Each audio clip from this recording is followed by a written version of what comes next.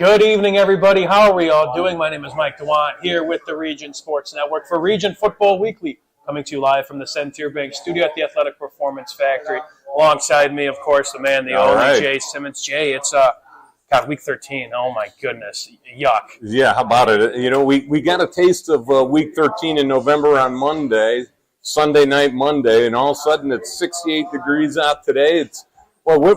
It went from snowing to summertime all in 1 week, so it's welcome to Northwest Indiana weather, huh? I mean, right, we were kind of fortunate, I guess, with weather for some time. It was a hot start to the year. Now it kind of, the roller coaster a little bit. Now we're here, but more importantly, it is the regional championship this week. But hey, we got some, of course, some sectional championships to talk about. Again, this is Region Football Weekly on this Thursday evening, coming to you live from the Tire Bank studio at the Athletic Performance Factory. All this made possible, too, as well. Got to have a big shout-out to Tire Pros in Merrillville. We are more than tires. Jay, you know where we start. We start with Week 12 football. We'll go from Class 1A and work our way up to 6A with pumping the brakes on a couple games that we have to mention. But the LaVille Lancers make some history after their big win last week over North Judson.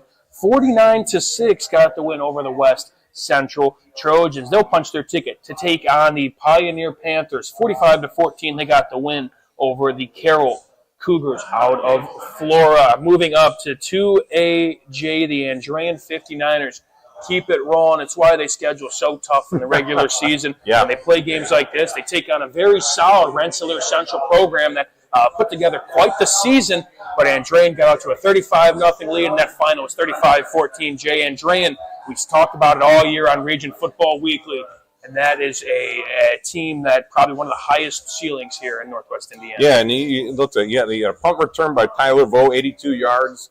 You know, one of the big plays in that game. I mean, they just laden with big play players, and you're right. That 4A schedule that they play throughout the season with a sprinkling of 5A. So it really pays off this time of year. I always ask Coach at Andrean, I go, why do you play such a tough schedule? And he goes, I love it because it gets us ready for playoff time. Yeah, we're paying off dividends now. We ran into Andrean's offensive line coach this past Saturday, and he kind of talked about kind of the same thing with Coach Skinner and that regime and what they have going on there, and how much, again, this team and this culture, it's a winning standard. And obviously, none of that happens without scheduling tough preparing for events like this, where you take on a Rensselaer Central team that has had quite the season, but Andrean's putting up a season of their own. Believe it or not, Jay, their best 11-game start to the year since 2020. 10-1 start to the year. Obviously, we're already deep in the season in Week 13, but their one loss coming to Merrillville all the way, what seems like about half a year ago, we could just about say, when they took on Merrillville. But yeah, this team getting healthier as well. Ethan Reyna came back, their leading tackler. He had 12 tackles. Brady Stovall as well had 8 carries, 58 yards, 2 touchdowns. Jay, again, a winning culture here, and we're seeing it once again, the 2025 Andrean squad. Yeah, and then you got some guys returning off of injury, so they're peaking at the right time. It just seems like you're right. They got no stopping but themselves. That's what they got to make sure they stay away from. The stars are aligning for Andrean, who again had those first few games on the road. We'll talk about their future matchup coming up, but they will take on the Southmont Mounties. Jay, a name that you and I both laughed at, a mascot at least had a chuckle at. We're not making fun of the Mounties. No, absolutely not. I love it. A big win there, though, 44-39. What was quite the high-scoring affair, a big win. The Southmont punched their ticket to the regional round. We'll bump it up to the 3A class, Jay, and the Knox Redskins get the job done. 48-18. If you want to talk about the Knox Redskins, we've got to talk about Miles McLaughlin. 46 carries, 383 yards, 6 touchdowns. Oh, goodness, Jay. Again, this kid although he has quite the volume, that's almost second to none with people in the state, I mean, he still churns out yards and obviously, again, leads this team to another sectional championship victory. He averages a first down every time he touches the ball. It's 10.75 average per carry. I mean, how do you stop an offense like that? And I was doing some math today. In his career, he's got 11,389 yards. He's only 735 yards away from Derrick Henry. Some guy we watch on Sunday. This team can continue the success. He could set that record. Yeah, this team is still trying to make some history. Again, Miles McLaughlin headlining that senior class, which it's not only him, and he'll tell you that right away. That's But right. the senior class, they have won a sectional title every single year. And again, a lot of credit does go to Miles McLaughlin, who's carrying the ball. And I'm glad you brought up one of those records, Jay, because I did some math myself before we got on. He is 2 touchdowns away, so about a quarter's worth, if you will, from the single season record all time with touchdowns in a season, all time national as well. I must mention that's a national record. I would also, I think, the Indiana record, because I believe Charlie Spiegel of New Palestine was somebody who has that record. He's also 308 yards away from the single season mark nationally as well, all time. So kudos to what he's going on over there. And again, he's that guy for the next. And kudos to the front 5. For sure. Or front 6, whatever. If you got tight ends blocking in, or fullback blocking in, you've got to say kudos to, in their blocking schemes and our offensive line coach. Those guys are making sure he's able to get 383 yards last game. I mean, that's crazy numbers. I think we call it front 10, actually. Yeah, well, okay, all right. It's a full, I mean, to run the football at that magnitude, right, Jay, it's very, very tough to do. It don't matter who's in your backfield. And again, the receivers, the wing backs, whatever you call it, as well as, of course, those big guys up front get the job done. But, Knox, a big win over Mishawaka Marion, 48-18. Again, we'll talk about all these future matchups coming up. And again, their 4th consecutive sectional title. And only 5 in program history, so the golden age of Knox Redskin football. They will take on the Angola Hornets, who escaped a nail-biter against the Garrett Railroaders. 30-28 was that final score. Up at 4A, a game that was on the Region Sports Network, a game that you were at, Jay Simmons, at the Brickyard. The Hobart Brickies took on the Lowell Red Devils, and Hobart avenged an earlier season loss, which ultimately kind of took them out of the NCC race. 35-15, the Brickies get the job done. Jay, break it down for me. Well, I think one of the things was that home field advantage right there set the stage for early and often. And the funny thing was, you've got 2 great backs in this game, and the quarterbacks were the featured runners throughout this game. You've got Tatum from Hobart with 153 yards, 2 touchdowns, 2 more passing. So it was just a great job by both of these quarterbacks carrying the load. But Tatum sort of came out on top, and just what a great game. I mean, look at this. Max Pickett only had 134 yards rushing. The quarterback had 150-some yards rushing. It seemed like they were faking to Max Pickett, and then Tatum was carrying the load. So a great job of scheming by the Hobart coaches and sort of using Pickett as, just play action off of it, and they did a great job blocking up front. Again, 2 weeks in a row where they did a great job blocking up front for the Hobart Brickies, and defensive line was just phenomenal. The front 7 for Hobart just containing Lowell and everything they did. Big shout out again to Max Pickett, like you said, who was one of those bell cow backs for Hobart, which is nice of him to get back, as he missed that Week 6 matchup. There was a great story on him. He was out for a couple weeks, kind of mid-season. He was really kind of catching his stride. Came back, and quite the storyline in this one. His dad, Mike, was a fantastic Lowell running back. So a very bittersweet moment there. I believe he wears number 6 for his dad as well, which, of course, is a quite the big number there with the Lowell faithful. What about Lowell, Jay? We'll get back to Hobart later in the show, but you and I talk about it every Thursday, really, and seeing kind of Lowell stack up these wins and give themselves a chance, although they fell short in Week 9 of an NCC title. It was a team that, again, you have a first-year head coach. You got a couple guys coming back, but a lot of guys that have to step up and take some elevated roles. And I'll tell you what, although, yes, there's some to be left on the table with, yes, you missed out on the NCC, you missed out on a sectional championship, things are really brewing here. And, again, to close the book on Lowell, Timothy James, That's right. He's a Lowell guy through and through. Yes, they graduate from names like Brody Kowinski, graduate some other senior. Lincoln Schneider was a big piece of the puzzle. But this Lowell team, again, Jay, and we talk about it all the time, having a season like that is as a prideful of a community as Lowell is. That's right. It's going to pay dividends moving forward. And when we talked about Lowell at the beginning of the season, the first thing we talked about was the new coach rebuilding season. Yep. We thought, okay, they're going to be middle of the pack in the NCC. They're not going to be, have a factor going on in this game. They're in this season, and all of a sudden they just came out and were gangbusters. What a great season for a first-year head coach to put together just like this. And they've got James coming back, and they've got a bunch of other pieces coming back. So they're not in the rebuilding process. They're there.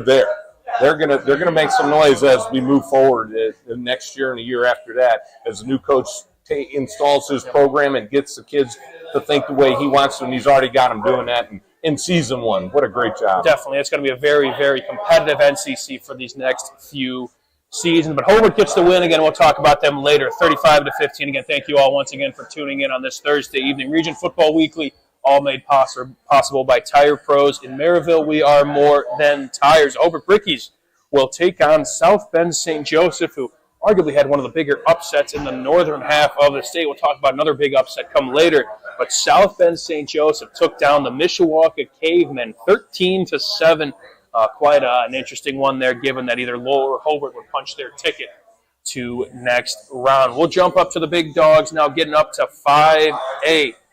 As I find my place here, Jay, the Munster Mustangs took on the Merrillville Pirates, and Merrillville, again, although Munster had quite a season, at least under second year under Ramos and St. Louis, the Merrillville Pirates, once again, this sectional is kind of almost a shoo-in for them with how talented this roster is. And again, they took care of business against the Mustangs that, although quite a good season, just not to that level of the Merrillville Pirates just yet. Yeah, and you got J.Q. Johnson, 200 yards receiving, 4 touchdowns. I mean, it's what an offense. These guys are just gangbusters. And that's one of the things that, Merrillville is so diverse on offense that they've got their quarterback that can run. He can throw. They've got running backs. They got, and they got a great offensive line to protect. So, again, you talk about a team that has a high ceiling. This is one of them right here. They are chomping at the bit too, Jay, as we know. Again, this team seems to make it to regionals. It is their 7th consecutive sectional title, so it's been kind of the floor for them at the very least. Right. And they've had some success in the regional round as well, and they're trying to really kind of get past that semi-state hump. You mentioned J.Q. Johnson, kind of one of those top, dual threat running backs that they have over there, over 200 yards to his name, 4 touchdowns. They had Cameron Jordan as well, another name that, 1 week it's this guy, 1 week it's that guy, 1 week right. this guy may have a touchdown, although a lighter game to his standards. But this team is deep, and this team is scary. Stanley Freeman as well, got to give a big shout-out on defense with 2 sacks, which led to Merrillville's 45-14 win over the Munster Mustangs. You got to throw, throw some kudos to Munster. Most wins they've had since 2017. So, that program also going in the right direction as well. Just trying to find some sort of pride and build up some sort of pride in kind of one of those programs, and definitely kind of won in this one despite the loss between Michigan City and LaPorte. This game was very, very interesting. We had eyes on that. We had a silent scoreboard for that one, and after 3 quarters, this game looked kind of out of reach. It was 21-0 Michigan City. Then all of a sudden, the LaPorte Slicers come hammering right back. It was 21-21 in the 4th quarter. Michigan City scored a late touchdown to get the win there. We'll start with LaPorte here, Jay. This team was winless. We talk about Munster and their best season since 2017. Looking at the LaPorte Slicers, they had their first playoff victory since 2020. Again, a team that was, we talked about it, winless. I mean, that is a lot to kind of build from. Right. Pride, everything's kind of in the gutter at that point. You're really trying to kind of build some things up. And to take Michigan City, which is a fine football team, impressive season from LaPorte to start there. Well, and I look at the LaPorte team to come and get their first win for sectional.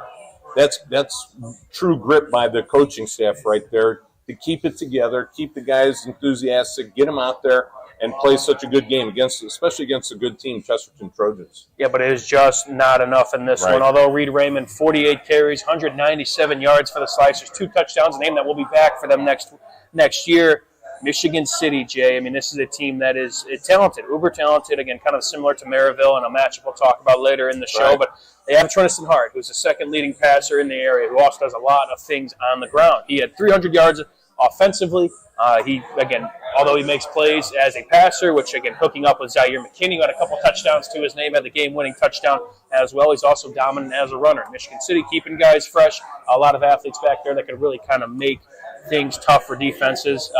Michigan City, kind of one of those, it was a sectional, Jay, coming into this one. We knew it would kind of be wide open. Valparaiso, definitely one of those years to forget. Chesterton, an interesting, kind of way their season kind of transpired. Sort of tailed down towards the end, it seems like. But when you have Merrillville and Valpo in the last 2 weeks of the season, it seemed like they couldn't regain their footing to get into that sectionals. So then in stepped Michigan City, who, again, was kind of the survival of the fittest, if you will, here, Jay. But this is a team that, although we say survival of the fittest, this team as well, very, very talented, a team we've seen quite a bunch this year. And again, it starts at the quarterback position with Trinison Hart. Yeah, and definitely, and we're going to hammer a little bit more on this Michigan City-Merrillville matchup as we move forward. I think it's going to be a good one. It's a defense that takes the football away a fair amount as well. Ethan Buskirk is far and away the leading tackler in the area. I believe he's over 150 tackles to his name. So kudos to that backer for the Michigan City Wolves up to 6A. Jay, a game we could definitely pump the brakes on as we kind of at least finish out on the local teams. And this one was an interesting one heading into it. We talked with Wally McCormick last week, who knew a ton about both of these squads, but it was one to not take lightly. Crown Point Bulldogs took a trip out to Freed Field to take on the Penn Kingsmen, a game that was back and forth. Crown Point threw the first haymaker, but Penn threw a couple more, and they threw the last one too, which was a knockout punch, Jay. 28-24, the Penn Kingsmen, I guess we could call it a shocker over there at Freed Field. They defeated the Crown Point Bulldogs.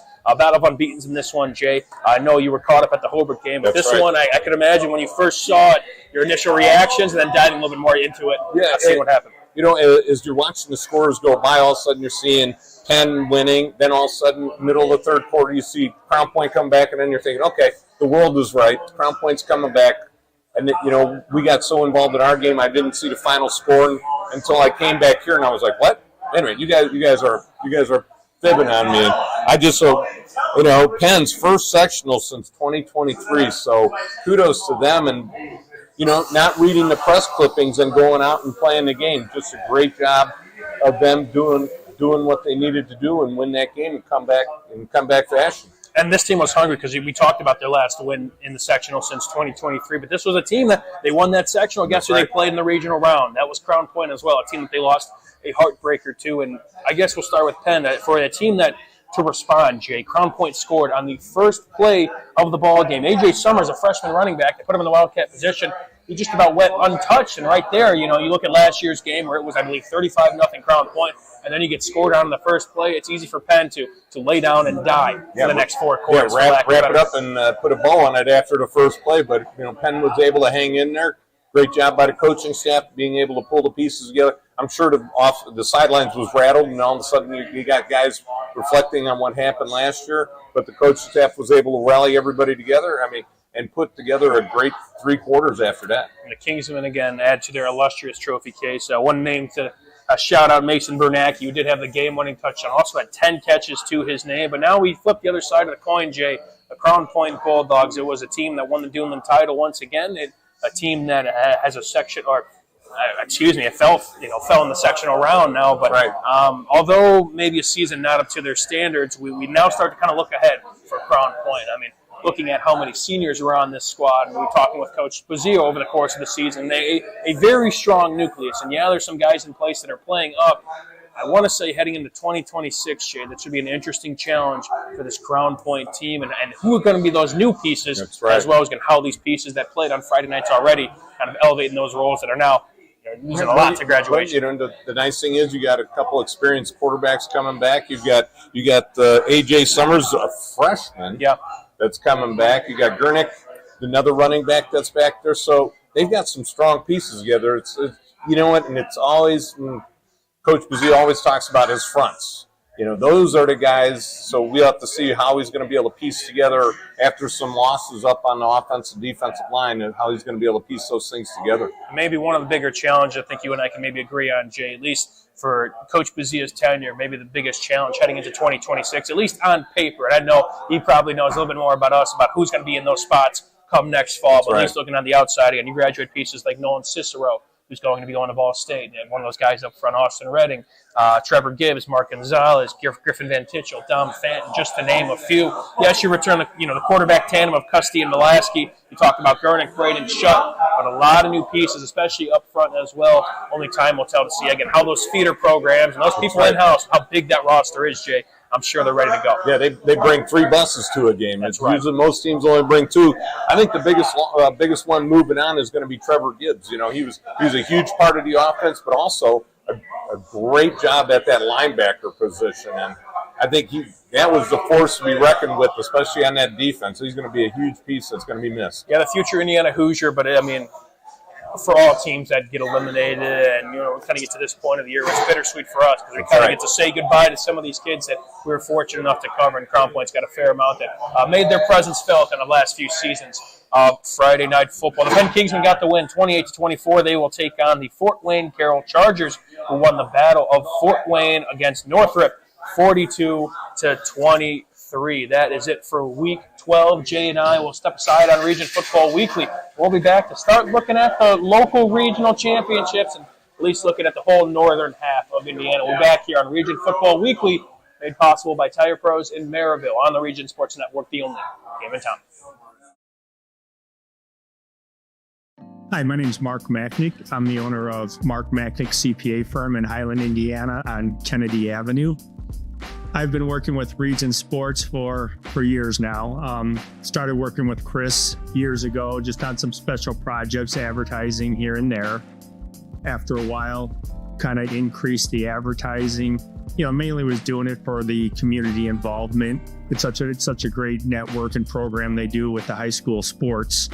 But as time went by, I started getting on there more frequently, and then the phone starts ringing, and I was getting calls all the time from people. Hey, I saw your ad on so-and-so football game. I saw your ad on a basketball game. And it's really helped my business. It's increased the volume. We're a tight community in Northwest Indiana, sports-wise, and just a lot of community involvement. So that's mainly why I got into it. I remember watching one game. It was a basketball game, and I think there was a little bit of an altercation. And as the altercation was happening, my ad was right on the bottom, and someone typed in, "I wonder what Mark Macknick's thinking right now." And I was thinking, wow, this is awesome. It's really been a great feature for my business. It's the only advertising I do. I don't advertise anywhere else other than Region Sports.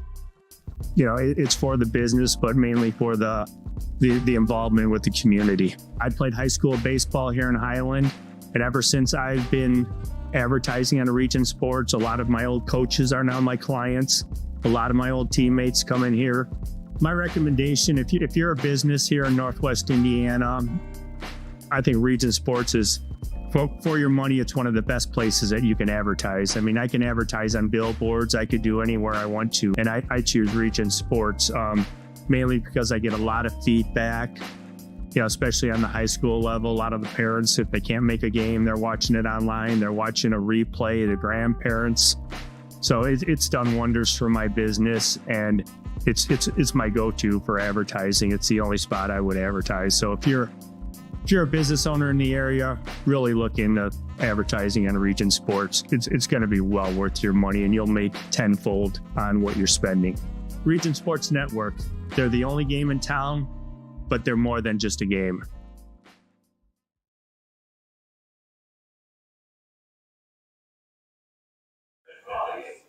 Back here for Region Football Weekly, made possible by Tire Pros in Merrillville. Mike Dewan, Jay Simmons, Zach Miller, our producer tonight, coming to you live from the Athletic Performance Factory, newly open Athletic Performance Factory. They're rocking in here tonight, baby. And rolling. We got Thursday Night Football on coming here shortly. It's kind of one of the better times of the year where you got the NBA, you got college basketball now back in full swing, you got NHL as well, if you're into that. So it's a fun time. And this is Diamond Plate Pub and Eatery, newly open. They have, again, it's fun for kids as well. It's not limited to just a pub. They got duck pin bowling back here. Jay was working on his golf swing not too long ago on the golf I almost missed the wall. You almost missed the wall, but you didn't yet. Be sure not to tell anybody here that we caused any damage as well. But no, feel free to come on down here at the Athletic Performance Factory. This is Diamond Plate Pub and Eatery. Before we get into it, Jay, give a big shout out to our guys over there at Level Up Barber Lounge. Yeah, Level Up Barber Lounge.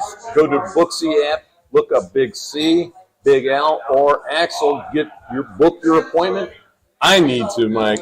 You're looking good. I need to. I'm looking a little scruffy on top. But again, look those guys up, Level Up Barber Lounge, across the street from the Crow Lantern Man, our sponsor, our superhero sponsor, in Highland on Kennedy Avenue.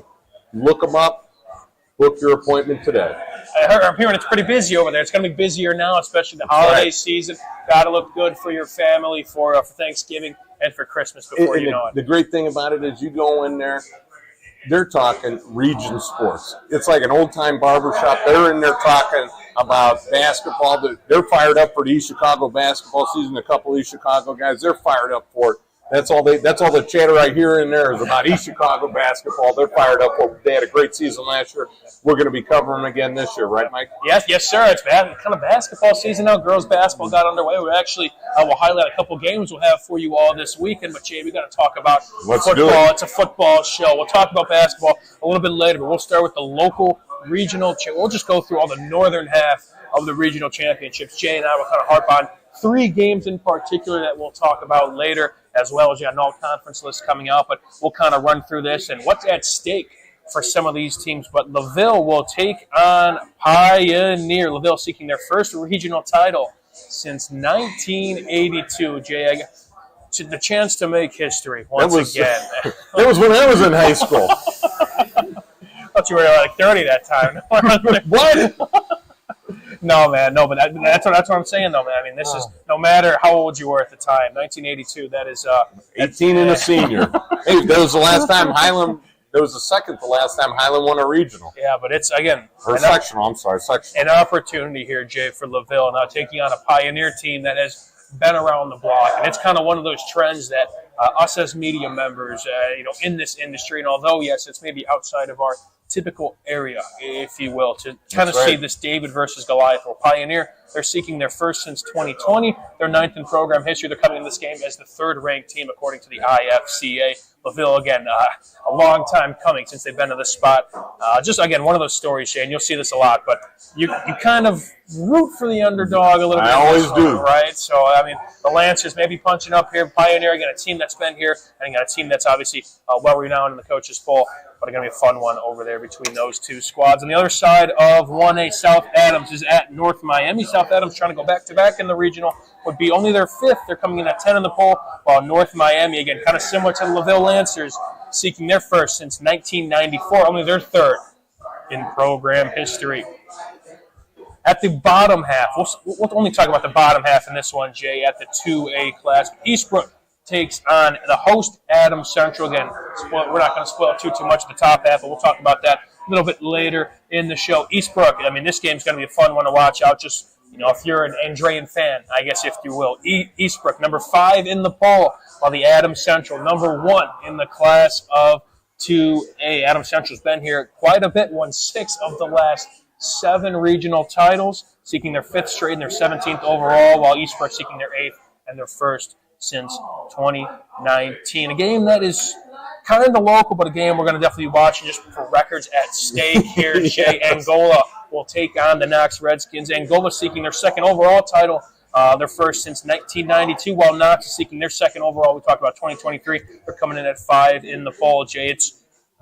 I'll tell you this, looking at kind of our feeds on Friday nights, yes, there's some great games going on, but one thing keeps lingering. There's a common trend with all the comments. That's right. What's Miles McLaughlin have for tonight? So we might be in that same boat as well. I'm sure. Feeds. And 735. That's what he's got. That's his magic number.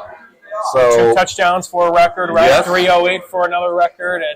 And then you're talking about the national. I'm talking about the national record. So it's going to be a lot of stat watching in that game. Maybe not the wins and losses, but you want Knox to progress if he's going to get to that Derrick Henry title. And I mean, they're not going to try and force it, but I mean, it all kind of runs through him, if you will. No pun intended. But again, there's not many guys getting other carries. But it is just truly impressive as well as you kind of close the book on Knox that you start looking at the numbers that he even does. I think he even kicks off as well. And I think he sells concessions here and there as well. I know you're going to get to that. I'm going to get to the popcorn. Is he working the popcorn in the stand? I've been around you way too much. He does. I mean, he's somebody that and he plays defense as well. So conditioning that not only again, although Miles McLaughlin, what he's got to put himself through, but also again, you got to give a big shout out to the Knox Strength and Conditioning Program and what they do in the off season to get him ready for stuff like this, because that is, kicking on. You're rarely leaving the field, and again, Jay, like having 40-plus carries in a ball game, I mean, that wears you down, no matter how much you're really getting hit if you're scoring 6 touchdowns a game. I would think occasionally they're going to rest him on defense. You're not going to take him out on offense. I remember when I was in high school, I played both ways. I didn't carry the ball. I was a wide receiver and an outside linebacker, but somewhere in the second quarter, I sat a series on offense, and then in the third quarter, I would sit a series on defense. So I was getting rest throughout the game. Not a whole lot, but just so I was spotted somewhere in the game. And a lot of coaches know how to work that, but I'm sure he's got to be getting some rest here and there on defense. I'd hope so, but he is a machine, to say the absolute least. And we are in the presence of one of the best careers, not only in the state of Indiana, but in the country as well. So kudos to what is going on over there. Knox trying to keep the train rolling, records intact or not, and more so the overall goal of getting to Lucas Oil Stadium, while Angola is looking to spoil the party and make some history again, seeking their first regional since 1992, only their second overall if they were to get the win. Then you got Powerhouse in Fort Wayne Lures. They'll take on Twin Lakes at Twin Lakes. And Fort Wayne Lures seeking their 24th regional title, won 4 of the last 5, 3 straight, coming in at 10 in our poll. A team that's ranked just a notch above them is Twin Lakes, who, despite the history of these two programs, Twin Lakes coming in at 9 in the poll. 0 regional titles to Fort Wayne Lures' 23. This is a very, very interesting one once again, just because, again, you have kind of a David versus Goliath, at least if you look at the history. But Twin Lakes hoping to really kind of rewrite history, I guess, if you will, and spoil the party for Fort Wayne that has been here for quite some time. We'll look at the bottom half of the 4A class. We'll skip the top half of the 4A and save it for later. But Dwenger will be at Lebanon. Dwenger coming in at 6 in the poll to end the season. 22 regionals to their name, but seeking their first since 2019. They'll be taking on Lebanon, who's, again, one of those teams trying to make history, seeking their first title since 1997. Only 2 overall. Their first sectional title they just won since 1997. They only have 2 sectionals to their name. 0 regionals to their name. What better team? An opportunity once again here, Jay. It seems like in the classes 1 through 4, you've got a lot of lopsided teams that have used to being there and teams that are brand new to being at the regional. So it's going to be a fun weekend throughout the northern half of Indiana. Definitely class 1 through 4. You just, and I always like to cheer for the underdog. I'm from Highland, so I was an underdog. So. But I like cheering for the underdog. I love it, yeah, and I think for those teams coming in there, the big shots that have had quite this history and has been here before, you cannot really get complacent because you look at the other sideline. These guys are hungry to be that team. Right. Who's going to be that team to spoil their party? And hey, I remember this team from 2025 who won this regional title. That's what makes this time of the year so special. At 5A, we'll skip the top half once again. We'll save it for later, as Lafayette Jefferson will be at Concord. Lafayette Jefferson, number 4 in the coaches poll at 5A. 7 sectionals to their name, 0 regionals as well. So despite Jefferson, they were 6A for quite some time, we remember them being in Crown Point's class and playing a couple of Dillon opponents in that sectional 1. Now have moved down, putting together a stellar season. But again, trying to get that first regional title. They'll have to do that against Concord, coming in at 6 in the coaches poll. 5 regionals to their name, but seeking their first since 2013. Finally, a little bit of a drop there for Concord. Yeah. Again, they're trying to kind of rewrite the ship as well, kind of get back to their winning ways. Because again, they got a couple of regionals to their name. But Jefferson trying to get over that regional round hump, despite their 7 sectionals and going 0-7 in the regional championship round. Finally, at the 6A class, Carroll is at Penn. That's a battle between 11 and 7, respectively. Penn coming in at 7 and Carroll at 11. Carroll, 2022 regional champ, their only title in program history at the regional level, while Penn, they have 18 to their name, but seeking their first since 2017. Penn, seeing what they did last week against Crown Point, they're really trying to kind of build off of that and really kind of add some more to their already loaded trophycation. Fishers, although what many could say is a basketball school, not this year, coming in at 9 in the coaches poll, seeking their 2nd overall regional title in 2010. Westfield as well, a team to always watch out for. That's where they'll be at. They take that as the 5th ranked team in the poll. They're going for their 3rd straight regional title. 2 absolute barn burners at the 6A class. Again, Jay, a lot of scoreboard watch. You can find all these scores on the Strack Advance Hometown scoreboard. We'll talk about our 3 games coming up, but just so many good games. The best of the best there, Jay. The cream of the crop. That's right, and it's going to, like I mentioned just a second ago, a lot of David versus Goliaths going on. A lot of teams that are used to being there, and a lot of teams that are upstarts and trying to break through their ceiling. And other teams, trying to make it to the next level to go to that semi-state and break another ceiling. We're super excited. And you can catch all of these scores we just mentioned on our Strack and Van Til hometown scoreboard. Again, that'll be updating all throughout the night. That'll start around 6 o'clock come tomorrow night. After this break, Jay and I will show you all the Duneland Athletic Conference, all-conference list that recently came out. We'll let you guys all see that. We'll be back here on Region Football Weekly, presented by Tire Pros in Merrillville on the Region Sports Network, the only game in town. Ava, let's go. Try it on.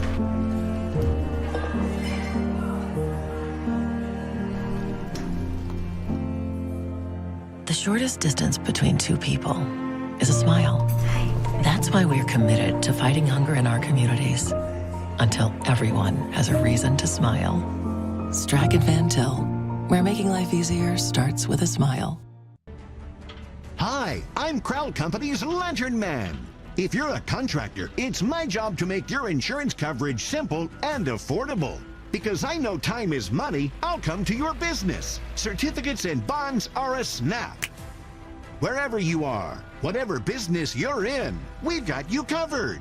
As Crowd Company's Lantern Man, I'm your insurance superhero. Crowd Company's insurance professionals. Highland, Merrillville, and Michigan City. Thinking about what to do after high school? Consider a career with Boilermakers Local 374. As a Boilermaker apprentice, you'll earn while you learn. We offer excellent wages and benefits, and as part of our no-cost hands-on apprenticeship program, you'll learn from the best in state-of-the-art training centers and on the job. Become a union Boilermaker and get on your way to a great career. Find out more, visit www.local374.org or call 219-845-1000. From lighting up Friday Night Football to powering the classrooms that shape the students of Lake County, IBEW Local 697 is proud to support our region's schools and the communities we call home. A career as a union electrician could be your next great move. Your next cap might be a hard hat. IBEW Local 697, powering futures, powering the region. Four Seasons Mechanical proudly serves Northwest Indiana, providing quality, reasonably priced, reliable service. With a quality and comfort guarantee, the professionals at Four Seasons Mechanical offer a wide range of services in heating, ventilation, and air conditioning. Whether it's residential or commercial, Four Seasons Mechanical is there 24/7. To find out more, the website is fourseasonsmechanical.com or give them a call at 219-756-7020. Four Seasons Mechanical, your indoor air quality specialist. Hi, this is Tim down at Tire Pros and Auto Superstore, 5200 Cleveland in Merrillville. 219-887-3333 is our phone number. We've been serving the region and building relationships with our valued customers for the past 23 years. We have a wide variety of services, quality tires with the best warranty in the nation, and some of the most skilled mechanics I've ever worked with. Let us exceed your expectations. We're setting a new standard. Come on down, ask for Mike or Tim. We'll take excellent care of you. Thank you. At American Testing Services, based in Hobart, Indiana, we specialize in NDT drone inspections and heat treatment services for local mills, fab shops, and facilities across the country. From Northwest Indiana to nationwide, we deliver precision, safety, and reliability. American Testing Services, America's trusted name in NDT.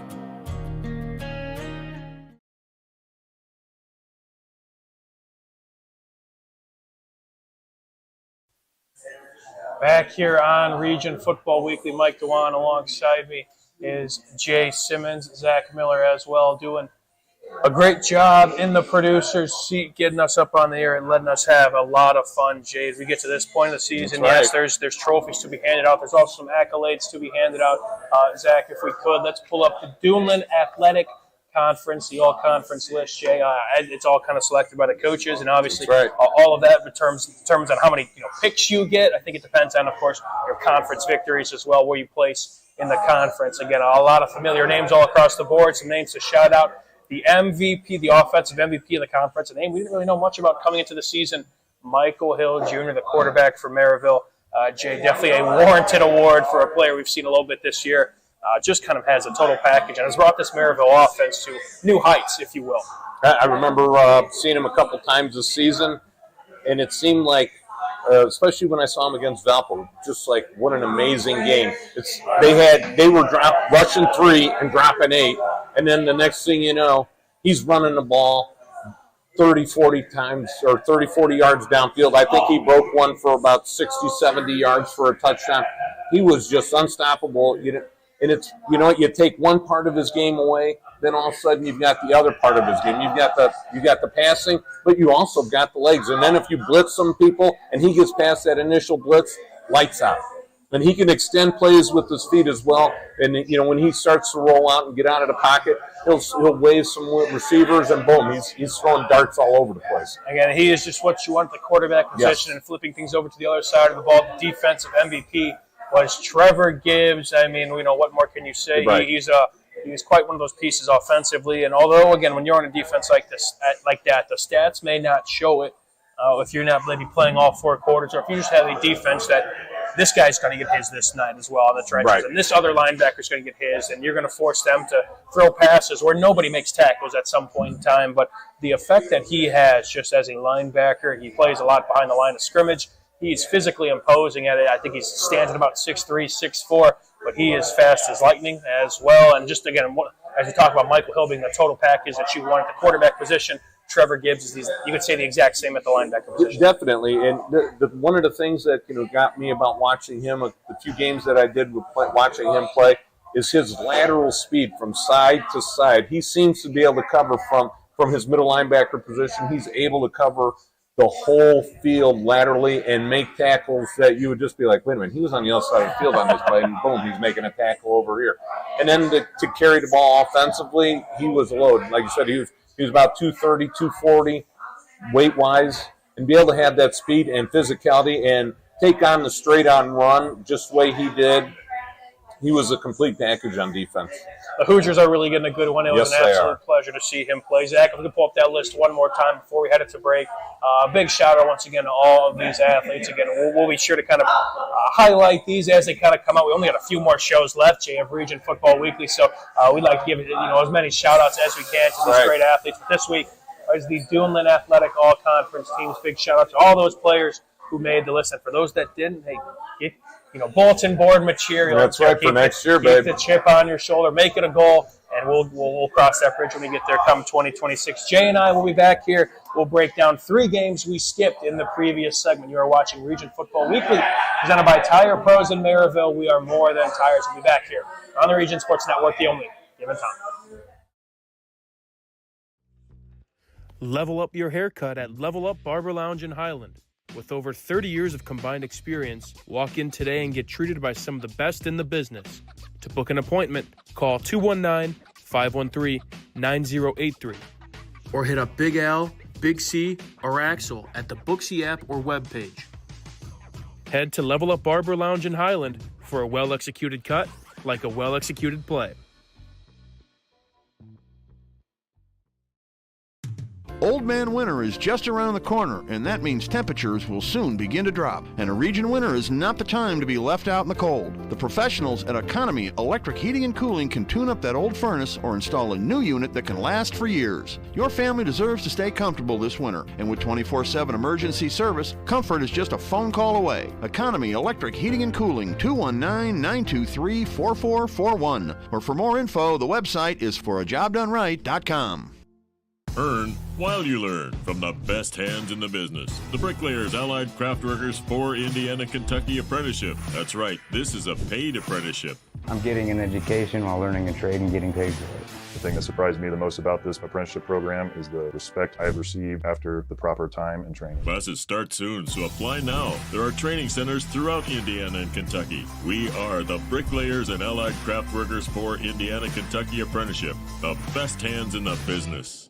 Flip the switch, a light turns on. Press the button, machines and instruments come to life. Touch the screen, communicate with the world. Simple tasks, guaranteed results, every second of every day. That's the power of power. And that's the power brought to you by the NECA contractors and electrical workers of Local 531. Calling all current and future homeowners in the Northwest Indiana area. Whether you're buying or selling, Brent Wright is here to make your real estate journey smooth and successful. With years of experience, personalized service, and a deep knowledge of the market, Brent will help you find the perfect place or get the best deal for your property. Call today at 219-406-7195 and take the first step toward your real estate goals. Contact Brent Wright, the right way to buy and sell real estate.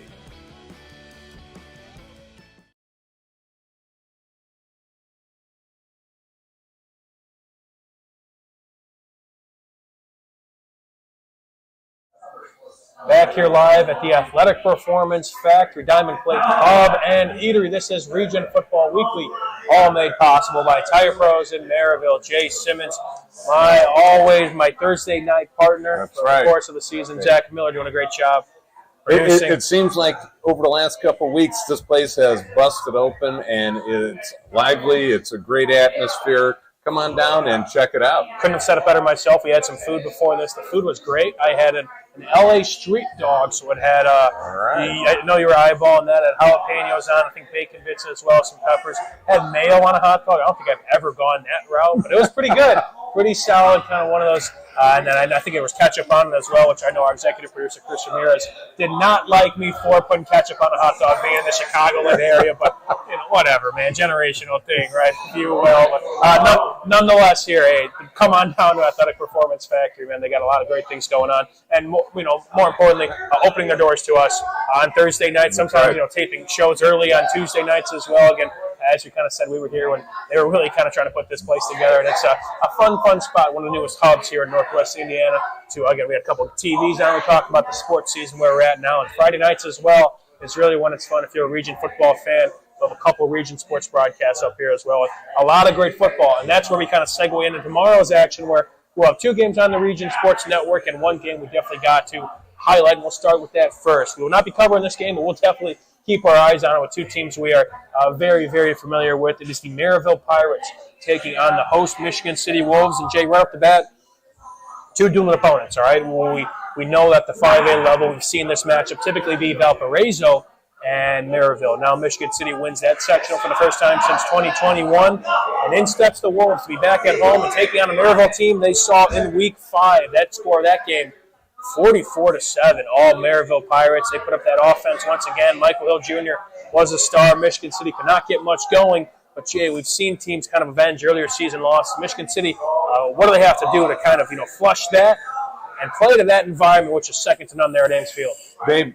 Michigan City has definitely got to play, like I always say, they're the underdog. They've got to play the perfect game. No penalties, no turnovers, limit the big plays by Merrillville, and then at the same time create their own big plays. They play that up-tempo offense. They've got to make sure they stay in rhythm, stay ahead of the chains, keep control of the ball, and punch. Anytime they get it in the red zone, they've got to punch in touchdowns. They cannot afford to walk away with a field goal or 0 points and give Merrillville the long field, because Merrillville can bust open that big play arsenal they've got and take it the length of the field in just a heartbeat. Although the Pirates are always typically known for having great defense, I think you have to put up points if you want to stand a chance, more so this year than years previous with the offense they had. We talked about the Duneland Conference Player of the Year, Offensive Player of the Year, Michael Hill Jr. in that game, 24 of 34, 305 passing yards, 2 touchdowns. And J.Q. Johnson, again, another just tough back for them that's been doing it for quite some time, 106 yards to his name on just 9 carries, 2 touchdowns as well. Mikkel Smoot, 120 receiving yards, 7 catches, and a touchdown. Michigan City had a defense that forces turnovers, that forces big plays of their own, and may have to win this one. But, Jay, we'll kind of close the book on this one. But who do you think walks out and punches their ticket to the semi-state round? If Michigan City can get a defensive score, that could tilt the field. But I'm going to go – I know I went really with Michigan City in the regular season. I think my prediction was 44-40, Michigan City. I at least had the score right by one of the teams, but I didn't have it the right way. But I'm gonna go with Merrillville. They've been doing so well in this part of the game, regionals. It seems like they hit the wall next week. I'm going with Merrillville. It's going to be a fun one. It's going to be a shootout. It's going to be 38-31 Merrillville. Love it. Again, you can catch these scores on the Strachan Van Til hometown scoreboard. We sure as heck will be tuning into that one as that game transpires. We'll have 2 video broadcasts on the Region Sports Network. And before we get into it, if you want to watch those video broadcasts, the video will exclusively be on the IHSAA Champions Network. So we'll be sure to provide links all on our social media platforms come tomorrow. But feel free, make sure that is the Region Sports Network you're tuning into on the Champions Network. That's where you'll find the video. But 2 great games. We'll start off at the 2A level, Jay. The South Mountain Mounties, whatever you can say about their cool mascot name, they punch their ticket to take on the Andrean 59ers at Andrean, which happens to be their first home playoff game of the postseason. It's their third game overall, but good for them to be back at home. A little bit about the South Mountain squad. 38 points to their name per game, only giving them 19. Heath Tolliver, kind of one of those signal callers, and talking with Coach Chris Skinner. Just a big lineup. Heath Tolliver standing at 6'4", one of those experienced guys under center. They got a big offensive line that can really run the football. They got a bell cow on their backfield, Southmont does. The thing for Southmont is they've got to have ball control, right? It's because Andran really relies on their defense to set their offense up, and if they can get ball control and really move the ball offensively, that would be a dagger for Andran. And you know what the funny thing was, I'm looking at Heath Tolliver, quarterback. Wait a minute. Am I reading this right? My glasses okay? I actually wrote the right thing, yep. 80 tackles. That's insane for a quarterback to have 80 tackles. But, when you're at that 2A level, you're going to be – a lot of guys are going to be playing both ways. And that's one of the things, even though the weather's going to be pretty nice tomorrow, that I think really favors Andran, and also their strength of schedule. We always talk about Andran and their strength of schedule, but one of those things is I think the lack of guys playing both ways is going to be a huge factor for Andran. Jay, looking at how this one kind of shakes out, we looked at Southmont and how much they're able to run the football. And we look at a name like the senior running back, Avery Stadler, 1,700 rushing yards to his name, 24 total touchdowns, and if that wasn't enough, he also has 80 tackles to his name. There's a little Wait a bit minute, those are the only two guys playing on defense? Believe it or not, they have a couple more. Cooper Charles, Bronson Clark, they have 120 and 116 tackles, respectively. But to start offensively, at least with Southmont, they're a team that really kind of runs the football, it looks like. Heath Tolliver also can run, but if you're one-dimensional against an Andran defense that you harped on it, their defense kind of sets up their offense at times. We saw them against Wheeler. They kind of did just that. And if you're one-dimensional against Andran, I just don't know if that'll cut it. I don't think so either. The key for Southmont is they're going to have to stay ahead of the chains. They're going to have to make sure they don't go second and long, third and long. They're really going to have to make sure they get – like I said, stay ahead of the chains and try and move that ball. And if that's nothing else is possible, they're whooping it up here. And something could happen. That's right. Tell me. I know Purdue's playing right now. But Southmont, if they can get the ball and punt Andran into some long fields, that is going to be a huge factor for them. And that's how then of course you got the 2.5-hour drive that they're going to have to deal with. Sure, Southmont. They're coming from Crawfordsville. That's Wabash College area. For those that don't know, but Jay, in this one, we'll kind of shut the book on this one. I know you're not. You're going to be actually calling some basketball this weekend, so I'm going to ask you for predictions for both of these games. Jay, Southmont or Andran? I'm going to go Andran 28, Southmont 17. It's going to be low scoring. It's all about who defensively can cause the turnovers and keep the offenses on the field. And I think Andran can do both of those. Their defense has been unbelievable this season and what they've given up. And I think the defense is going to be the strong suit for Andran as they move forward. But I think it's going to be too much for Southmont. I'm going with Andran 28-17. Southmont trying to punch their second ticket ever to the semi-state round again. They won. They punched their ticket in 2023. That was the only time they have done that. While Andran, they've been here before, seeking their 13th regional title, trying to win their 4th in the past 5 seasons. And that game will be on the Champions Network. Video will also have the audio broadcast on our usual platforms, which is Facebook, YouTube, and regionsports.com. Coverage for that game will begin around 6:15, 6:30 with that 6:30 kickoff. So feel free, check us out on the Champions Network. If not, feel free to take a look on Facebook, YouTube, and regionsports.com. And at the 4A level, our second of 2 games on the Region Sports Network, at least for football, come tomorrow night. The Hobart Brickies travel all the way to South Bend to take on South Bend St. Joseph, the Huskies out there. About those Huskies coming off that big win last week against Mishawaka, again taking down spoiling a team that was ranked in the poll. And it wasn't pretty. It was a 13-7 win. It required a bit of special teams. It required a total team effort, if you will, but South Bend St. Joseph averaging nearly 28 points a game, only allowing, though, 8.6 points per game, having one of their better seasons. Most wins in a season, actually, since 2011. This is a team as well, Jay, you and I both know, kind of one of those basketball schools we kind of saw over this past season. But, hey, not so fast. Football coming around here and trying to take down a Hobart team that, Jay, this program as well, Hobart, again, to see them get over that sectional hump, which 5 years, about 5 years too many for them. Their first one since 2020. This is a team that is hungry, and you can harp a little bit more on Hobart and what you kind of saw from them last week. Well, for this you know, and I think they're gonna go with who brought them to the dance. It's their running game. They run first, pass second. Their passing game is just as effective with Tatum at the helm. And Tolliver last week had 2 touchdowns on 5 catches, I think, for 80 yards. So you've got Tolliver in your hip pocket. So anytime they're gonna stack the box, boom, you can go to the next level. And they barely, use Pickett. They use Pickett as more of the play action, and then Tatum was the real leader in rushing. So maybe they'll switch back. They'll say, all right, last week we showed featured the quarterback running, and now this week we're going to go with more Pickett and then more Tolliver too, because he is a great threat to have.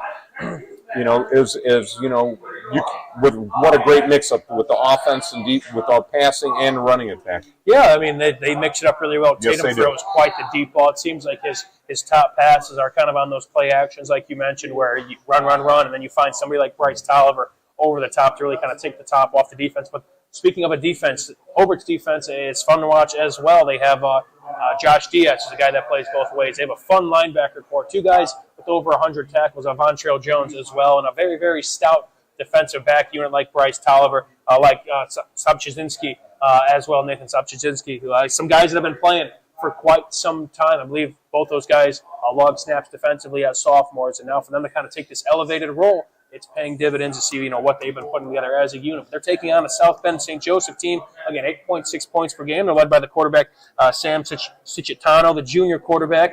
This is a team kind of looking at them and gearing up for this game, a game that I'll be at. A team that's they do things kind of as a collective unit. Their leading rusher does not have over 400 yards. That's an amazing stat. You have 4 rushers over 100, 8 rushers over 100, but nobody over 400. So all of a sudden you've got a couple guys in the backfield. You're like, defensively, like, okay, who do I focus on? Who do I try to take away?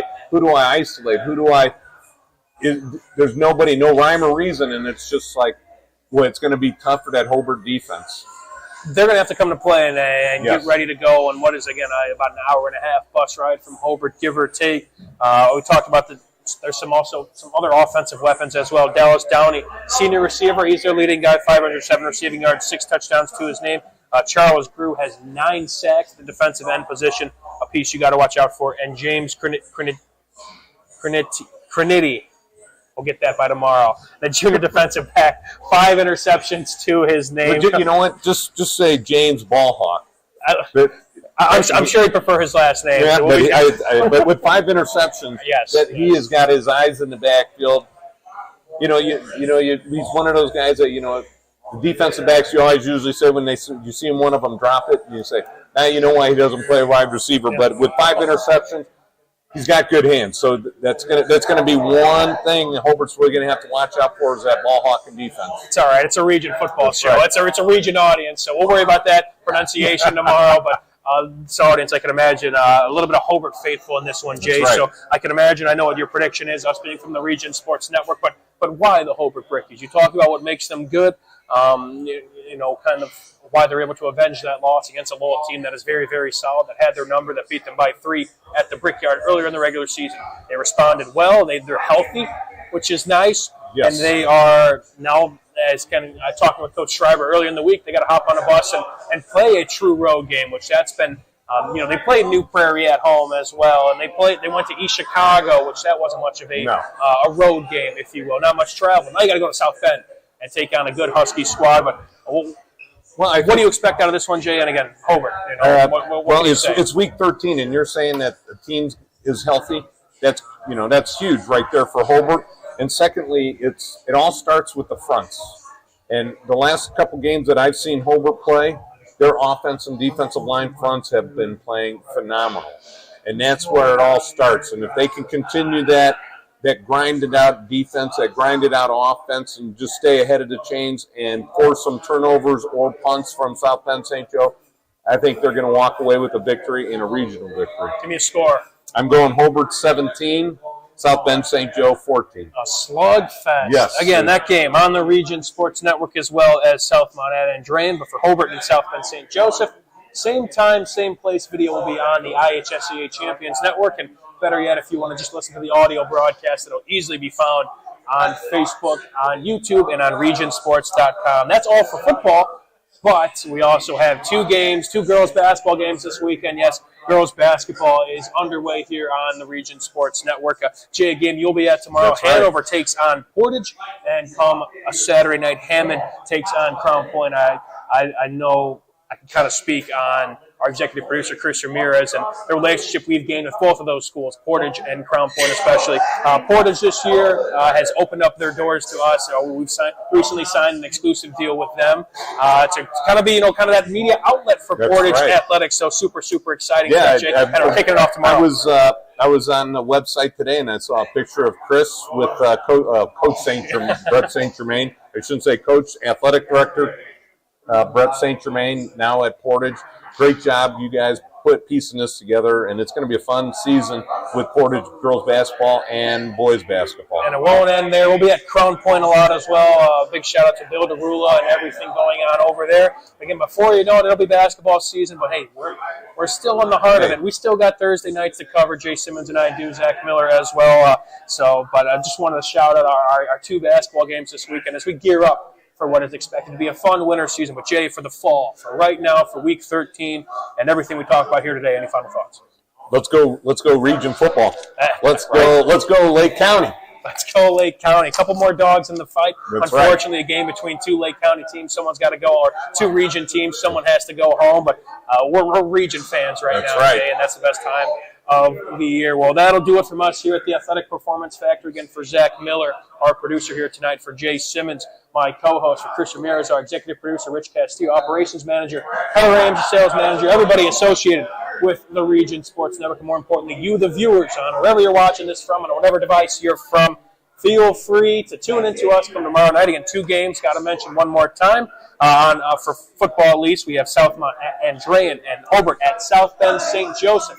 Video for that will be found on the Champions Network, and audio will be found on YouTube, Facebook, regionsports.com, as well as girls basketball with and Michael Bradner between Hanover and Portage. And then come Saturday, Hammond takes on Crown Point. All right, that'll do it from us from the Athletic Performance Factory. This is all made possible by Tire Pros in Merrillville. We are more than tires. This has been episode number 13 of Region Football Weekly on the Region Sports Network, the only game in town.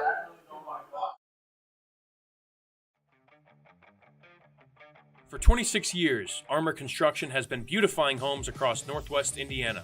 From expert roofing and durable siding to eye-catching custom copper work, Armor Construction does it all with the highest quality and integrity. Serving Lake, Porter, and LaPorte counties, trust the best exterior construction company in Northwest Indiana to protect your investment.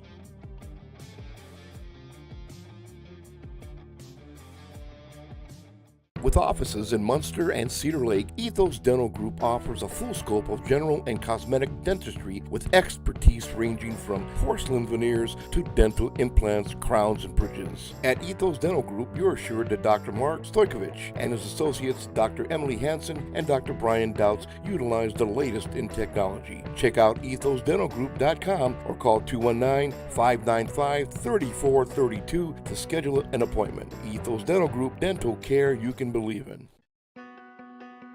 Life isn't always loud. Sometimes it's the quiet moments that matter the most. Of effort, of a dream taking root. And behind those moments, there's trust. Thank you for trusting Centier Bank with those moments and making us a part of your story. Thank you for the opportunity to earn your trust.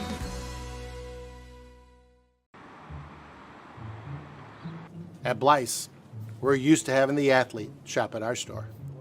Down, sit, put. But sometimes they get carried away.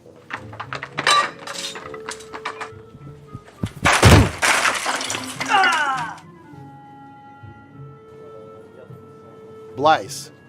This is where the athlete shops.